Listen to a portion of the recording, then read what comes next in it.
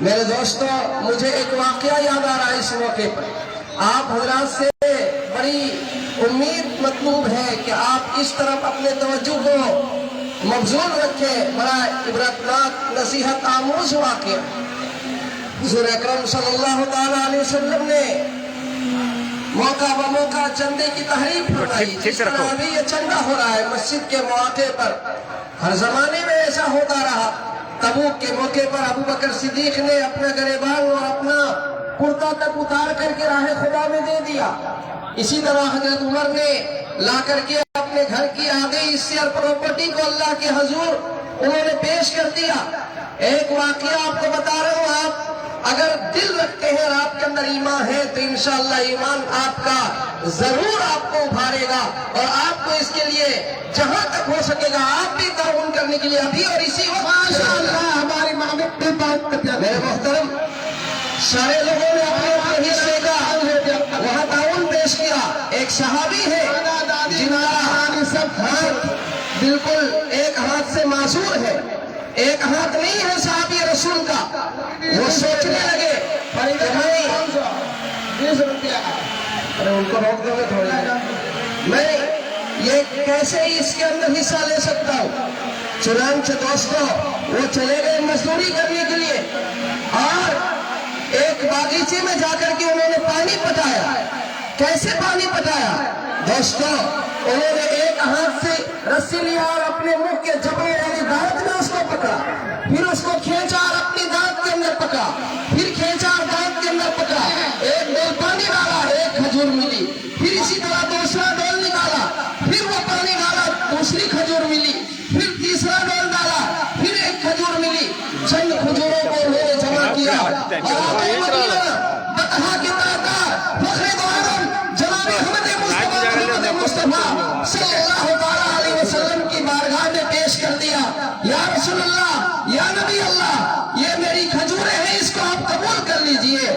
اللہ کے نبی نے سوال کیا، یہ کھجوریں کہاں سے تم لایا، کیسے تم کمایا؟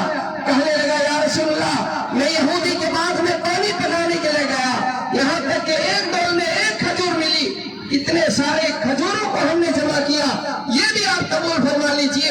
اللہ کے نبی صلی اللہ تعالیٰ علیہ وسلم نے ارشاد فرمایا کہ سارے کھجوروں میں اس کے کھجور کو ڈال دو، سارے مال کے اندر اس کے مال کو ڈال دو، تاکہ اس کی وجہ سے سب کے مال قبول ہو جائے۔ دانت سے اور ایک ہاتھ سے وہ کٹے ہوئے ہیں، پھر بھی انہوں نے چندے کے لیے اس قدر اپنے آپ کو پیش کیا کہ دانتوں کے جبڑوں سے پانی کے نل کو نکال کے کھجوروں کو جمع کیا اور اللہ کے راستے میں انہوں نے پیش کر دیا۔ آج اللہ نے ہمارے پاس کتنا مال دیا؟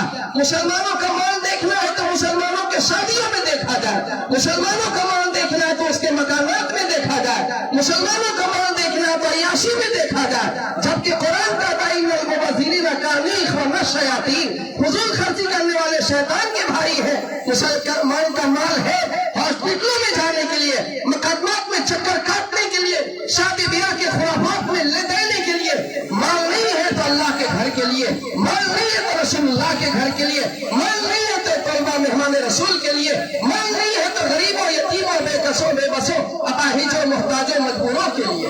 آج ہمارے پاس مال نہیں ہے دوستو، ہم نیت کریں کہ اللہ نے جو کچھ بھی دیا ہے اللہ کے دین کے نام پر، ان صلاتی و نسکی و محیای و مماتی للہ رب العالمین، بس میری زندگی کا مقصد تیرے دین کے سرفرازی، میں اسی لیے مسلمان، میں اسی لیے نمازی۔ ایک تو بات یہ عرض کرنی تھی۔ دوسری بات یہ ہے میرے دوستو کہ آج ہم مسجد بناتے ہیں لیکن ہمارے پاس وقت نہیں ہوتا کہ مسجد کو آباد کریں۔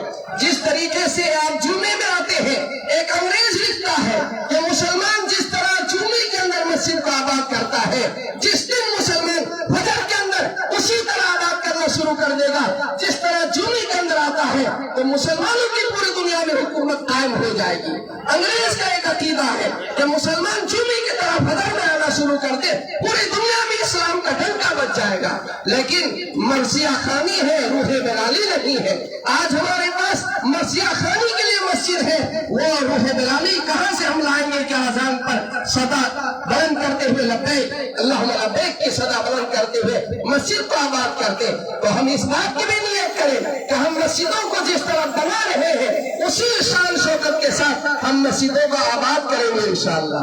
تیسری اور آخری بات ہے میری، تیسری اور آخری بات جو بہت اہم بات عرض کر رہا ہوں وہی ہے میرے دوستوں، مسجد میں جس طرح سینہ کاندھا سے کاندھا ملا کر ہم کھڑے ہوتے ہیں، اقبال نے کہا تھا ایک ہی سب میں کھڑے ہو گئے محمود و ایاز، ایک ہی سب میں کھڑے ہو گئے محمود و ایاز، نہ کوئی بندہ رہا نہ کوئی بندہ نواز۔ مسجد کے اندر بادشاہ بھی آئے گا یا فقیر بھی آئے گا، شہری بھی آئے گا یا دیہاتی بھی آئے گا، پڑھا لکھا آئے گا یا انپڑھ بھی آئے گا، گورا بھی آئے گا یا کالا بھی آئے گا، سب کو ایک سب میں کھڑا کیا جائے گا۔ یہاں مسجد میں دھکا نہیں دیا جائے گا کہ یہ مسجد ہے یا غریب آدمی تم پیچھے چلا جائے، یہ فقیر بے بس محتاج ہے پیچھے دھکا دے کے اس کو کر دیا جائے۔ ایک اہم بات اسی درمیان میں عرض کرنا چاہتا ہوں کہ مسجد سے بچوں کو ہم لوگ بھگاتے ہیں، یہ بہت غلط بات ہے۔ اس کو کبھی بھی اپنی مسجدوں میں اس طرح دھکا مت دیجیے ورنہ ہماری مستقبل بڑی تاریخ ہو جائے گی۔ یہ بچے ہمارے ہاتھ سے اگر ان کے ایک بہت بڑے عالم نے لکھا ہے کہ مسجدوں کا شور و غل اگر بچوں سے نہ آنے لگے تو تمہاری مستقبل سمجھو اور خطرے میں ہے۔ مسجد میں شور و غل ہونا چاہیے، بچوں کی آواز آنی چاہیے تاکہ یہ اچھی آئین ہے، ہمارے بچوں کے لیے خوش آئین ہے کہ اس کے مستقبل اچھے ہوں گے۔ ہم دھکا دیں گے کہ یہ بچے جائیں گے کہاں؟ وہ ٹی وی میں بیٹھیں گے، ٹیلی ویژن میں بیٹھیں گے، موبائل میں اپنا وقت گوائیں گے۔ مسجد بلائیے ان کو، ان کے شور و غل سے۔ آپ کا دل اتنا کمزور ہے کہ آپ اس سے متاثر ہو جاتے ہیں، آپ کا ایمان اتنا کمزور ہے بچوں کے شور و غل سے متاثر ہو جاتے ہیں۔ آپ دھیان مت دیجیے، اپنی نماز میں دھیان دیجیے، اپنے سجدے میں دھیان رکھیے۔ بہرحال جو میں عرض کرنا چاہتا تھا وہ یہ ہے کہ جس طرح مسجد میں ہم کاندھا سے کاندھا ملاتے ہیں اور ایک سب میں کھڑے ہو جاتے ہیں، اللہ کے حوالے اللہ کے واسطے کہتا ہوں کہ اپنے معاشرے کے اندر بھی اس چیز کو پیدا کیجیے، ایک بنیے، نیک بنیے، متحد ہو جائیے، متفق ہو جائیے۔ لیکن دل اتنا کھڑا ہو چکا ہے، اتنا دل بنجر ہو چکا ہے کہ مسجدوں کے اندر بھی دیکھتے ہیں کہ فلاں آدمی کھڑا ہے تو اس کے بغل میں نہیں کھڑا ہو گیا، ادھر چلا گیا، اس کے بغل میں نہیں کھڑا ہوگا اس کے بغل میں کھڑا ہوں گے، فلاں آدمی نماز پڑھا رہا ہے اس کے پیچھے سے نماز پڑھیں گے اور ہم باہر نکل جائیں گے۔ کیا ہم سجدہ کرتے ہیں اور کیا ہم نماز پڑھتے ہیں؟ اس کے بغل میں نماز پڑھنے کے لیے تیار نہیں، اس کے پیچھے نماز پڑھنے کے لیے تیار نہیں۔ منفعت ایک ہے، اس قوم کا نقصان بھی ایک، ایک ہی سب کا نبی، دین بھی، ایمان بھی ایک، حرم پاک بھی، اللہ بھی، قرآن بھی ایک۔ کچھ بڑی بات تھی ہوتے جو مسلمان بھی ہے، کچھ بڑی بات تھی ہوتے جو مسلمان بھی ہے۔ ایک یہ تو سید بھی ہو، مرزا بھی ہو، افغان بھی ہو، یہ تو سید بھی ہو، مرزا بھی ہو، افغان بھی ہو، تم تو سبھی کچھ ہو بتا صحیح مسلمان بھی ہو۔ فرقہ بندی ہے کہیں اور کہیں ذاتے ہیں، فرقہ بندی ہے کہیں اور کہیں ذاتے ہیں۔ کیا زمانے میں پلٹنے کی یہی باتیں ہیں؟